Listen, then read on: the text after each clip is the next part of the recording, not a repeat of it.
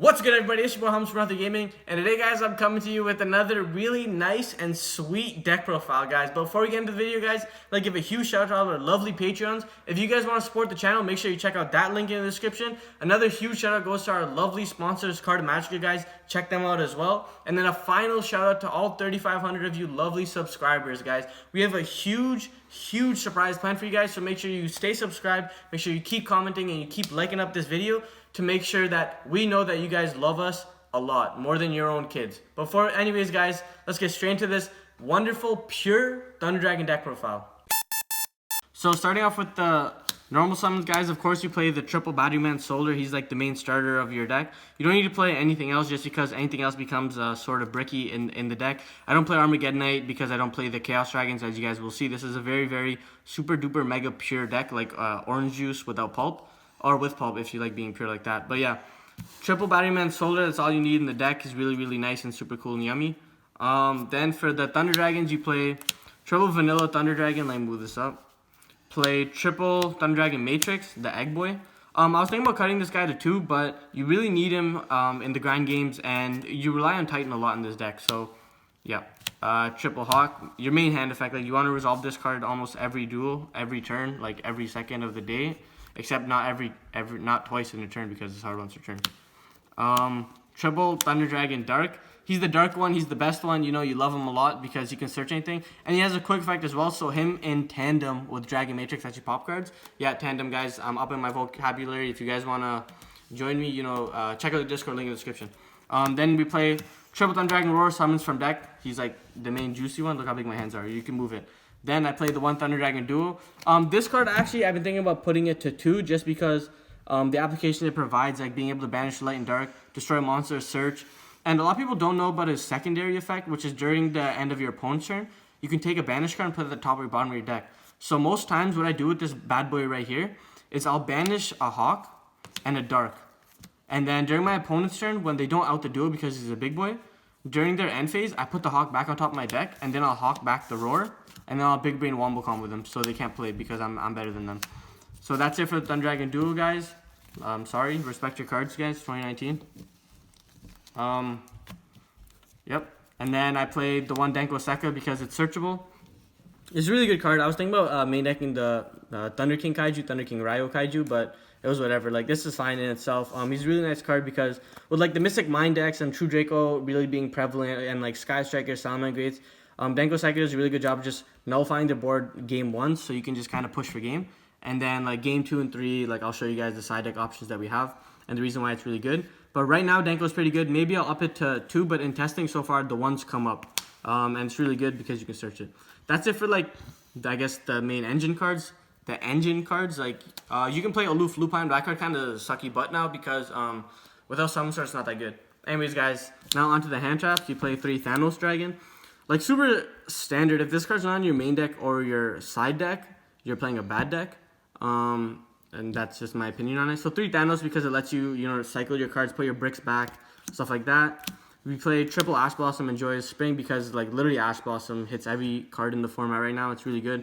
It's underrated. It's just, like, super insane in what it does, like, being able to hit everything. Yep. 2 Veilers because Thanos lets you get them, and I've been testing 3, but it is bricky, and I wanted space for these other hand traps I'm going to show you guys. And Effect Veiler is really good because it can get over the Chain Block Saryuja in many decks that Turbo Saryuja. And then the last hand traps I play is 2 DD Crow. DD Crow is really good because this deck's worst matchup is actually Orcust. And like, you can't main deck Lancia just because Lancia prevents Colossus and Titan from protecting themselves. So the best way you can do it is you can side in the DD Crow, or main it, and then you just Crow their Nightmare or their Harp Horror when they overcommit, and you just punish them like that. And Crow's done really well, like, in testing when I tested on Dueling Book and everything like that. Crow's really good. I wouldn't really cut it for anything. That's it for the monsters, guys. I think I don't know, I'm going to be honest with you. I played triple Allure of Darkness. Like, the best draw card. Like, this card plus Thunder Dragon Roar is basically Exodia. Like, you win, basically. Like, why are you even dueling against people? Like, this card's basically Sacred Sword of 7 stars with Dragon Rulers. Like, you just allure, banish anything, trigger anything, OTK your opponent, or set up a big, juicy board that they can't beat. Then I play triple Ultimate Rare Zubercardi Instant Fusion. Basically, Instant Fusion like one of the best starters in this deck because like Instant Fusion plus Roar is like literally full combo, like full combo, quote unquote combo. And yeah, basically it's just a really good card in what it does. Like it helps you trigger a lot of your plays, helps you start your plays, and also helps you extend as well. Like if you don't need this card, you can just use Instant Fusion. You could just summon a Kaminari attack, and then you can banish the Thunder Monster from your hand and Kaminari attack to go into the Titan, so it saves you Colossus. Also, going second, being able 1000 Edge Restrict, just force out negates is really strong. Then I play the 2 Thunder Dragon Fusion. Yeah, I know what you guys just saw there. I played 2 Thunder Dragon Fusion. It's a really good card. Like, it helps you recur a lot. And the reason I like playing 2 is because I do play Desires, but also because sometimes I don't always want to have to search the Roar to extend my plays. Sometimes I want to be able to search, like, the Denko or the Duo and still push. And if you only play 1, like, you have to keep recurring it by searching the Roar if it's not in your hand and, like, put you in a really difficult spot. Also because, like, sometimes, like, these cards are super duper clutch. Like, maybe I'll up them to 3 after, but right now 2 is really good. Seeing this card helps you play through hand traps. Then I play the 1 Gold Strike, the 1 God card. There's not much to say. Like, it's a 1 card Colossus. It's a 1 card, like, literally gets you anything in your deck, so it's really good. And then a lot of people forget its effect, like, which is, like, you get the card after 2 turns. So, like, if the game does go into a grind game, like, you can literally just play Gold Strike, banish a Roar. 2 turns later, you just get the Roar back, and you just have a free hand effect or, like, a banish card, so it's really good. And then to round off the deck, guys, I play double Pot of Desires. I think I'm playing 41 cards, Denko being the 41st card, and I think it was a really good addition to the deck. Yeah, and then Pot of Desires. Maybe I'll up this to 3. This card's insane. Like, you saw the deck, guys. I played just pure 3-ofs, and then I played 2 Thunder Dragon Fusion, and, like, the odds of banishing them are just really, really low, so I like the probability that I have playing this deck, and this is the reason why you can play through a lot of hand traps and negate stuff like that, because, like, all you need is just 1 Desires to resolve. You don't really want to use the second Desires because then you're, like, down on resources, but all you really need is just 1 Desires to resolve in this deck. Like I said, guys, 41 in the main deck. Moving on to the extra deck. Of course, you played the 3 Thunder Dragon Colossus. Yeah, I know, guys, you see it. I bossed up. I got my my rarities up. I am the Thunder Legend King himself. I'm Thor, basically. That's what they call me. And yeah, actually, matter of fact, I'm Odin. I'm not Thor. I'm his dad. Therefore, I'm all your guys' dad. So, that's it. 3 Colossus, 3 Titan, because in the grind game, it's really important. Against Thunder Dragon Danger, like, Titan is actually really difficult for that deck to out because they have to resolve hand effects for them to really extend, like Thunder effects. So when they do it, you just pop, like, whatever monster they have on the board. Colossus is really nice because it prevents them from searching with, like, the River Busters and cards like that. It's really good. And yeah, I definitely play 3 Titan, even though I do play the 2 Fusion, which you can recur. Like, you can cut this card, and I'll tell you guys other cards that you can substitute in this place. So that's it for the Thunder Dragon Made You Look. Now for Instant Fusion, I play the 1 Kaminari attack and the 1000 Rise Restrict. So we'll get 1000 Rise Restrict first. This card's really good because going second, it, like, literally just helps you suck your opponent and then lets you out. Basically, the reason why this card's really good is because against decks like Inspect Border, like, that card's really, really poopy yucky to play against. And basically, like, what you want to do with that is you're going to want to have to deal with it the best way you can. And, like, this deck doesn't really have outs in the main deck apart from Instant Fusion. So you just Instant Fusion, 1000 Restrict, you just suck the border up, and then you just kill him after. And then it's a dark monster, so it works with duo. And then the 1 Kaminari attack. It's a thunder monster. I can banish it with like, getting thunder in my hand to make a roar. And yeah, I wish it was light. It's a win for some reason. I don't know why. Yeah, I don't know why. I think Oki Beam and Mega Thunderball are both light, so I don't know why they would even make it a win. I don't know why they would make it a win. I'm pretty sure Mega Thunderball's win, though. I'm pretty sure you're wrong. Anyways, now going on to the now moving on to the Link Monster, guys. You play the 1 Link Rebo just because it works with the egg and it works with 1000 Rise Restrict. It's a really good card. That's it for the Link 1. I don't play Link Spider because no Sky Blaster. The 1 Some Summer, like, 2 does come up a lot for me, and it kind of hurts when, like, you don't have it, but sometimes 2 is just enough. And the good thing about this card is I'm going to show you guys something really super yummy cool, is that if you have this and this as your board, this board cannot be super polyed unless they play a certain card, which I won't say, but if you guys want to know it, just private message me. There's only 1 card that can break this board super poly. They can't make Mud Dragon, they can't make Starving Venom, they can't make Dragon Stapelio because you just look over here. They can't do anything. They can't make Violet Chimera, so this is a pretty good board to sit on in itself. But anyways, talking about Some Summer. He's really good because he's a Thunder Monster, 1600, you can bump him. But another good underrated effect that he has is like during your opponent's turn, you can discard a card. And then you can special summon one Thunder Monster over here to zone he points to, obviously other than the Fusion Monsters because they have the restrictions. So you can just summon a Solar and then dump a Solar or like summon a Roar and just like make sure your resources are like constantly being replenished. Need some R&R. Yep. Then I play the one Wee-Witch over the B-Cop. This card helps you like literally OTK your opponent like most of the time, like going second helps you OTK, and it lets you just like grab a Roar that's in your graveyard or like lets you get a duo back and stuff like that. It just helps you recur, which is really nice. And 1900 beater is pretty cool, and it against Trickstars like the deck's already a buy, and now it just makes it an extra buy because now they're losing 400 attack, and you just say buy because they're a buy, yo. And then I play best link 2 in the game. What's it called? Phoenix Chevalier du Charmin and yeah, you're getting there. Charmin Extra Soft. Yeah. So the one Phoenix, the one Unicorn, the best nightmares you can play in the deck. I didn't play Cerberus because I don't want space. I don't have space, and I don't want to make space for it. Even though Cerberus is a 1 card out to Ultimate Conductor Tyranno.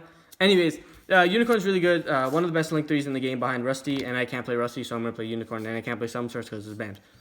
Then the one Borreload. Boral Sword never comes up. Boral Sword never comes up. And yeah, Borreload's really good because, again, guys, this is a deck that it just helps push advantage and simplify the game state. And Borreload's a card that lets you do that. In the mirror match, you can like take their Colossus, you can take their Hot Reds, you can take their Sunlight Wolf so they don't have any monsters. It doesn't trigger as well. Take their Mirage Stylus so they can't get it back. Yeah, Borreload's a really super delicious card. That's it for the link 4s.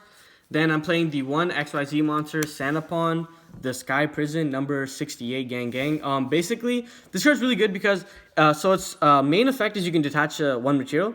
Until the end of your opponent's turn, monsters cannot be special summoned from either player's graveyard. Also, this card can't be destroyed by card effect. So Salamangreats don't really have an out to this. So basically, you out their board, main phase 2, you make this card, you use its effect, and then they lose because they can't summon from the graveyard. It's not bad against Orcust as well if they have like a lingering symbol in graveyard and you want to respect it. Also, it gains 100 attack for each monster in each graveyard, so he goes to like 4,400 sometimes, and you have like a Wee-Witch. He's like a 5k puncher, make boom boom, so it's a really good card. And that's it. And like I said, guys, the one Titan, like a lot of people want to play just the 2 Titan, which is fine.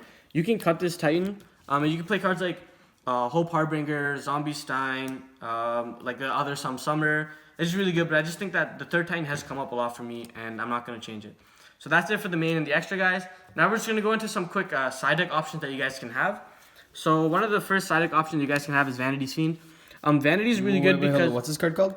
It's called Daemon de la Vanité. And basically what it does is it's really good because after you get hand trap, maybe like an Ash Blossom, an Ogre, Veiler, because this deck doesn't really lose to hand traps, but it does get slowed down. So instead of ending with like just one Colossus and passing, you can end with one Colossus and just hard summon the Vanity Scene. And most decks can't out it, like Orcust can't out it, Salamangreats can't out it. Like a lot of decks have trouble with this card, and it's a really good card just to have in your arsenal. Then moving on to some other hand traps you can play, is you can play the one not the one Lance yet. Like you can play these in any ratios, like I said. Impermanent's really good because it can't be called by the grave. Against Salamangreats is really good. Against decks like Orcust is really good because Orcust cannot play through infinite impermanence, like absolutely. You just wait for cost and you just impermanence them and they lose. And then Lancia, because it's good in the mirror match, it's good against Danger Thunder, it's good against Orcust as well. So like this deck's worst matchup is Orcust, and these cards just stop Orcust in itself with the DD Crow as well. Yeah, and then as well. Yeah, then the Vanity Fiend for if you go first. So that's it for those cards. Then for some floodgate options, I guess you guys can play the Virus, so the Eradicated Epidemic and the Imperial Order. You guys can also play Anti-Spell Fragrance as well if you want. Just right now, guys, I've been testing 3 Virus with the 1 Order, and it's really good because like against decks like True Draco, against decks like Mystic Mind, like you don't really need to shotgun it. You can just wait for them to set 5 and pass, and when they set 5 and pass, you just go Virus Trap card, blow up their back row, and that's it. And against the Mind deck, guys, quick tip is that you set on 1 Colossus, so they can't mine you that turn. If you have this set, you just set it. Then during their turn, when they set 5 and pass, you just go Eradicated Epidemic Virus during the end phase. You tribute the Colossus, and you go Trap card. So now they have a dead Mine in hand with no Trap cards, and you literally just OTK them after that. So it's a really good card, and Virus will just keep ticking off until it's over. And then back row hate, you can play the one, well, like the Dankos and the Twins and the like reboots, obviously. Reboot, I just don't think has come up for me personally, because every time I reboot somebody, I can't OTK them. And like you're just giving them resources and you're paying 4K life points, so it's not worth it.